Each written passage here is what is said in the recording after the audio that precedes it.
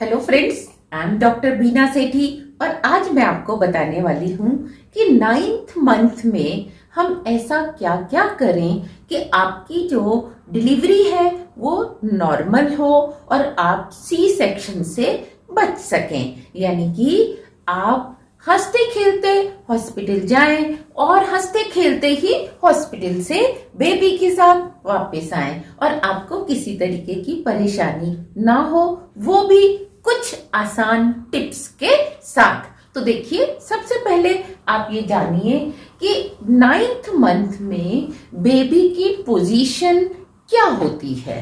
Actually 9th month से पहले ही baby, ये अगर आपका सर्विक्स है तो बेबी का हेड डाउन पोजीशन में आ जाता है और बेबी पूरा ऊपर की तरफ रहता है। ये वाली जो पोजीशन होती है, हेड डाउन वाली पोजीशन, ये नॉर्मल डिलीवरी को बहुत ज्यादा फेवर करती है। ऐसा क्यों, आप खुद जानने की कोशिश करिए कि जो पूरा वेट है वो सिर के ऊपर आएगा बेबी के, और पूरी बॉडी का वेट सिर के ऊपर और सिर का वेट, हेड का वेट किसके ऊपर होगा? सर्विक्स के ऊपर होगा। और अगर सर्विक्स खुली हुई है तो नॉर्मल डिलीवरी के चांस बहुत ज्यादा होते हैं। दूसरी चीज, सर्विक्स को खोलने में ये जो राउंड हेड है ये बहुत ज्यादा हेल्प करता है, क्योंकि कोई भी एक गोल चीज है उसके ऊपर अगर आप बॉल टाइप स्ट्रक्चर रखेंगे, तो जैसे ये अगर एक गोल चीज है, इसके ऊपर आपने एक बॉल टाइप स्ट्रक्चर रखा तो ये इसको फैलाने की कोशिश करेगी अपने वेट से। तो हम इस नेचुरल पोजीशन की हेल्प लेते हैं। ये एक नेचर की ब्यूटी है कि नेचर ने अपने आप से ये एक प्रोसीजर बना रखा है कि 9th मंथ में हेड डाउन पोजीशन हो जाती है बेबी की। लेकिन अगर बेबी की पोजीशन हेड डाउन नहीं होती तो डाउन हेड नहीं होने पर कई बार डॉक्टर्स मूवमेंट की हेल्प से भी इसको डाउनवर्ड लेके आते हैं। लेकिन आप चाहें तो खुद कर सकते हैं। साथ में क्या होता है कि इस समय डायलेशन या माइक्रोपाइलिंग स्टार्ट हो जाती है, यानी कि जो सर्विक्स का मुंह बंद था वो क्या होता है, धीरे धीरे धीरे धीरे वेट के साथ खुलने लगता है और ऑलमोस्ट 10 सेंटीमीटर के जितना डायलेशन हो जाता है। अगर 10 सेंटीमीटर के जितना डायलेशन लेबर पेन के दौरान हो गया है तो नॉर्मल डिलीवरी को कोई रोक ही नहीं सकता। दूसरी चीज, इसी समय इफेसमेंट भी होती है। क्या होता है कि जो मेम्ब्रेन है सर्विक्स की, वो मेम्ब्रेन पतली होने लग जाती है। पतली होने से क्या हेल्प होती है कि उसकी फ्लेक्सिबिलिटी और बढ़ जाती है। फ्लेक्सिबिलिटी बढ़ने से जैसे ही लेबर पेन आते हैं वैसे बेबी बहुत जल्दी बाहर की तरफ आ जाता है और आपको दिक्कत नहीं होती। इसके अलावा आपने क्या ध्यान देना है कि 9th मंथ में आप, हालांकि वेट के कारण ज्यादातर प्रेग्नेंट लेडीज पाँव को थोड़ा ऐसे आउटसाइड रख के, आउटवर्ड उनकी डायरेक्शन होती है, ऐसे चलती हैं। आपने ऐसे नहीं चलना। इंटेंशनली आपने क्या करना है, पैरेलल फीट के साथ चलना है। जितना भी आप वॉक करती हैं, आप किचन से ड्राइंग रूम में, ड्राइंग रूम से बेडरूम में, जितना भी आप चलती हैं, चाहे आप काम के लिए चलती हैं या आप वैसे ही वॉक करने के लिए चलती हैं, तो अपने फीट को इंटेंशनली पैरेलल रखिए। It will help you to get head down position. जितनी हेड डाउन आप पैरेलल चलेंगी उतने ही हेड डाउन पोजीशन आने के चांसेस ज्यादा होंगे। इसके अलावा स्ट्रेट सिटिंग को आप ध्यान देंगे। अब स्ट्रेट सिटिंग से क्या मतलब है आपका, या स्ट्रेट जो आपकी स्टैंडिंग पोजीशन है, स्ट्रेट पोस्चर से क्या मतलब है? स्ट्रेट पोस्चर से मतलब है जैसे इस समय मैं खड़ी हूं तो मैं बिल्कुल स्ट्रेट हूं, लेकिन कई बार बैठते समय और खड़े होते समय प्रेग्नेंट लेडीज टमी को ऐसे बाहर करके खड़ी होती हैं या बैठती हैं। इससे भी आपको दिक्कत आती है। आपका जो बेबी है जिसको यहाँ प्रेशर डालना चाहिए था वो यहाँ प्रेशर नहीं डालता, बल्कि साइड में प्रेशर, इधर की तरफ प्रेशर डालता है, टुवर्ड्स आउटसाइड। तो उससे कई बार हेड जो डाउन पोजीशन है ये वापस टिल्ट हो जाती है, बच्चा आड़ा भी हो जाता है या रिवर्स भी हो जाता है, जो कि बहुत ही गलत पोजीशन है बच्चे की। उसमें सी सेक्शन के अलावा कोई और ऑप्शन नहीं बचता है। तो इसीलिए जितना हो सके अपनी बैक को सीधा रखिए और अपनी टमी को ज्यादा बाहर निकाल के ना बैठिए।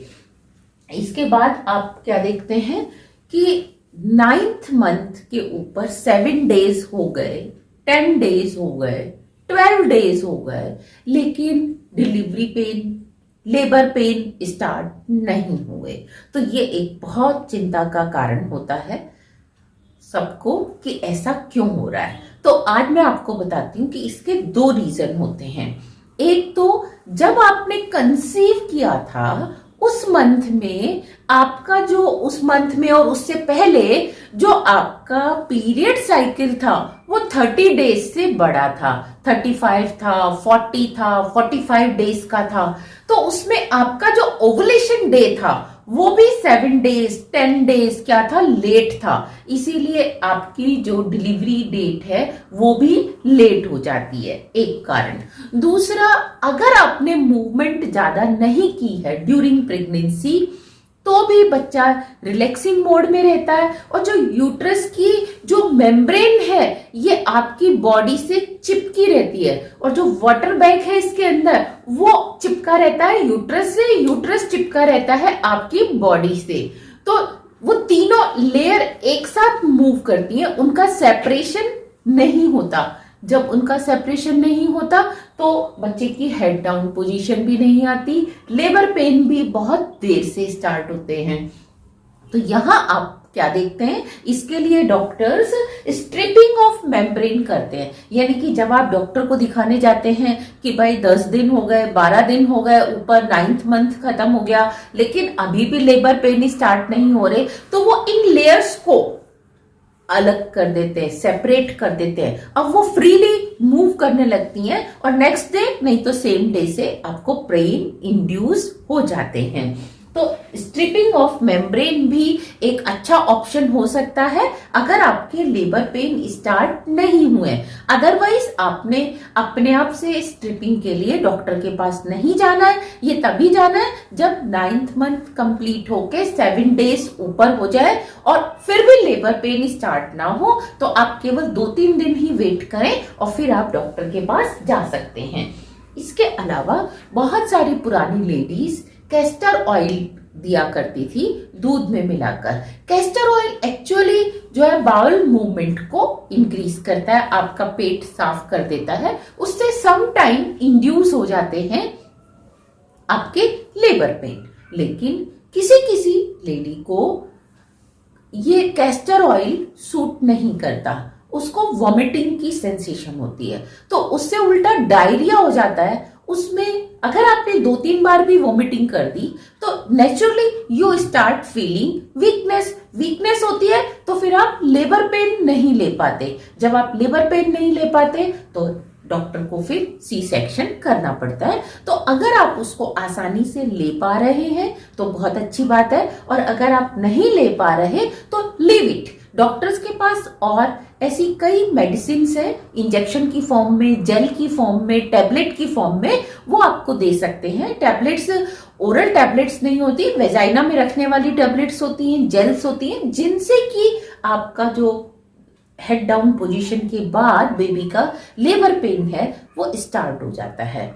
आप अगर ओरली खाना चाहते हैं तो पूरे 9th मंथ में आप जो भी खाएंगे वो सीधा सीधा आपके बेबी को लगने वाला है। तो आप इस समय कच्चा पपीता खा सकते हैं। कच्चा पपीता में कुछ ऐसे जो रॉ पपाया होता है, जो पूरा पका हुआ नहीं होता, उसमें कुछ ऐसे एंजाइम्स होते हैं जो कि लेबर पेन को स्टार्ट करते हैं। तो जहां फर्स्ट ट्राइमेस्टर में कच्चा पपीता नहीं खाना चाहिए, वहां 9th मंथ में और खासतौर से जब 9 मंथ कंप्लीट हो चुके हों उस समय कच्चा पपीता खाना आपके लिए बहुत ही अच्छा होता है।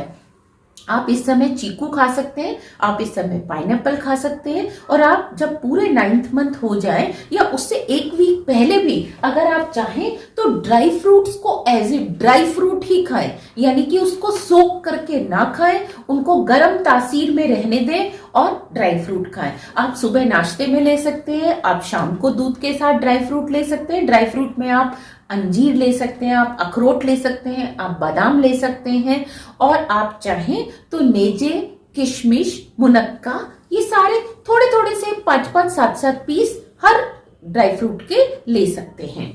और इसके साथ आप अदरक, दालचीनी, लहसुन, ये चीजें भी, लौंग, काली मिर्च, अगर आप इसको सब्जी में खा सकते हैं तो बहुत अच्छी बात, और अगर नहीं खा सकते तो आप इनको वाटर में बॉईल करके और आप उस वाटर को पीजिए। कहवा एक तरह से बना के आप इसको पी सकते हैं। आप हल्दी और केसर का दूध ये भी साथ में ले सकते हैं, ये बहुत हेल्प करता है। और एक और आसान सी टिप मैं आपको बताती हूँ जो कि ज्यादातर गांवों में अडॉप्ट की जाती है, रूरल एरियाज में, कि वो गर्म दूध में देसी घी डाल के वो लेडीज को देते हैं, जिससे कि लेबर पेन इंड्यूस होते हैं और साथ में आपको एक ताकत आती है लेबर पेन को लेने में।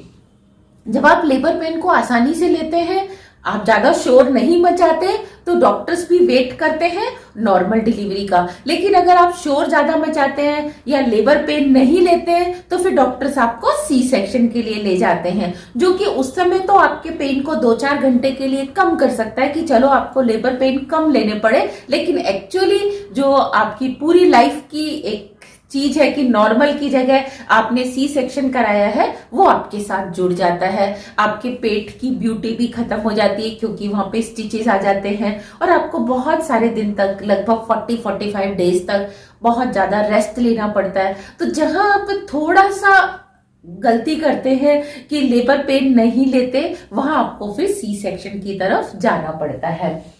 इसके अलावा मैं आपको 2 और चीजें बताना चाहती हूँ। First is W sitting, second is pelvic tilting. What is W sitting?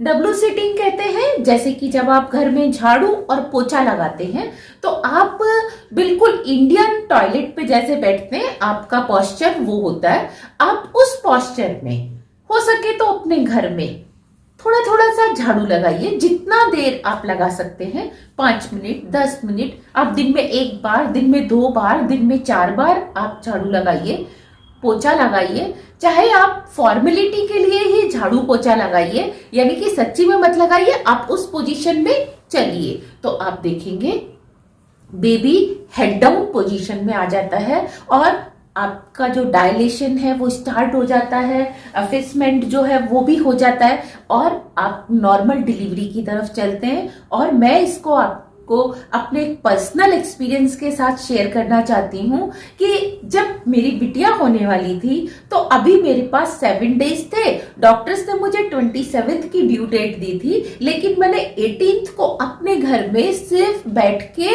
इस डब्ल्यू सिटिंग में झाड़ू लगाई, और काफी बड़े एरिया में झाड़ू लगाई। और उसका इफेक्ट क्या हुआ कि मुझे 19th की नाइट को ही लेबर पेन स्टार्ट हो गए, और 20th मॉर्निंग में मेरी बिटिया हो गई, वो भी नॉर्मल डिलीवरी से।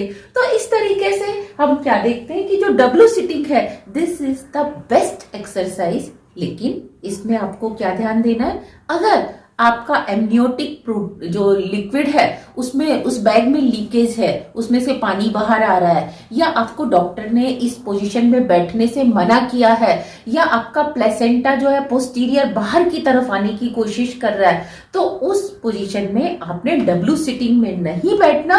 अगर सब कुछ नॉर्मल है तो ही आपने डब्ल्यू सिटिंग में बैठना है। और इसके साथ एक और एक्सरसाइज है pelvic tilting. Pelvic tilting means कि आपके जो हिप्स हैं आपने इनको टिल्ट करना है। तो इसके लिए पहले आप लगभग 12 इंच की दूरी पर अपने दोनों पांव बिल्कुल सीधे टुवर्ड्स आउटसाइड, आप इसको बिल्कुल सीधे रख के खड़े हो जाइए। अपने दोनों हाथों को यहाँ कमर पे रखिए और कमर को घुमाइए। आपने हिप्स को घुमाना है, और हिप्स को कभी लेफ्ट कभी राइट, जितना आप कंफर्टेबली कर सकते हैं। ये इतनी आसान एक्सरसाइज है जिसको आप इजीली कर सकते हैं। कोई भी वीडियो देखकर आप ऐसी एक्सरसाइज ना करें जो आपसे नहीं हो सकती। लेकिन जो आपसे हो सकती है, जैसे पैरेलल फीट के साथ वॉक करना, और जैसे स्ट्रेट सिटिंग, बिल्कुल सीधे बैठना, डब्लू सिटिंग, जितनी देर आप बैठ सकते हैं, पेल्विक टिल्टिंग, ये एक इतनी आसान एक्सरसाइजेस है जिनको आप बिना किसी गाइडेंस के भी कर सकते हैं। लेकिन इसके अलावा जो टफ वाली एक्सरसाइजेस हैं, आप प्लीज उनको तभी करें जब आपके पास ट्रेनर हो, आपके साथ कोई प्रेजेंट हो, तभी उसको करें और आप उसमें कंफर्टेबल हो, डॉक्टर ने एडवाइस दी हो तभी करें, अदरवाइज आप उनको ना करें। और एक और छोटा सा काम आप कर सकते हैं, जरूरी नहीं कि आपके घर में अगर 20 स्टेयर हैं, 20 सीढ़ियां हैं, तो आपने 20 चढ़नी है, नहीं, आप 1 या 2 चढ़ के फिर वापस नीचे आ सकती हैं, 1 2 3 सीढ़ी चढ़ के फिर वापस धीरे धीरे नीचे आ सकती है। देखो, इसमें आपको एक फायदा होगा कि अगर 10 सीढ़ी 12 सीढ़ी के ऊपर अगर आपको प्रॉब्लम होती है तो उनको नीचे लाना आपको एक प्रोजेक्ट हो जाएगा। तो आप अगर 1 या 2 सीढ़ी पे है तो आप खुद भी धीरे धीरे चल के, आपको अगर पेन हो रहा है या कंफर्टेबल नहीं है तो आप धीरे धीरे चल के खुद भी अपने रूम तक जा सकती हैं। और अच्छा होगा, सीढ़ी पे चढ़ने वाली एक्सरसाइज तभी करें जब आपके घर में आपके साथ कोई प्रेजेंट है। तो ये छोटी छोटी सी टिप्स थी जो कि 9th मंथ में आपको करनी चाहिए, और ये आपको सी सेक्शन से बचाकर नॉर्मल डिलीवरी की तरफ ले जाती हैं, और इससे सर्विक्स का मुंह आसानी से खुल जाता है। इसके साथ मैं आपको यहाँ एक बात बताना चाहती हूँ कि मैंने एक नया YouTube चैनल बनाया है जिसका नाम है डॉक्टर बीना सेठी, और इसका डिस्क्रिप्शन आपको, इसका जो लिंक है वो डिस्क्रिप्शन में आपको नीचे मिल जाएगा। आप प्लीज मेरे इस चैनल को भी लाइक करिए, सब्सक्राइब करिए और शेयर करिए। इसके साथ आई विश कि आप सबकी नॉर्मल डिलीवरी हो और आप सब हेल्दी बेबी के साथ हंसते हुए घर आए और आपका सी सेक्शन ना हो। All the very best, thank you very much. हाथ से नहीं ले, फेंक रहे हैं तो दे रहे हैं।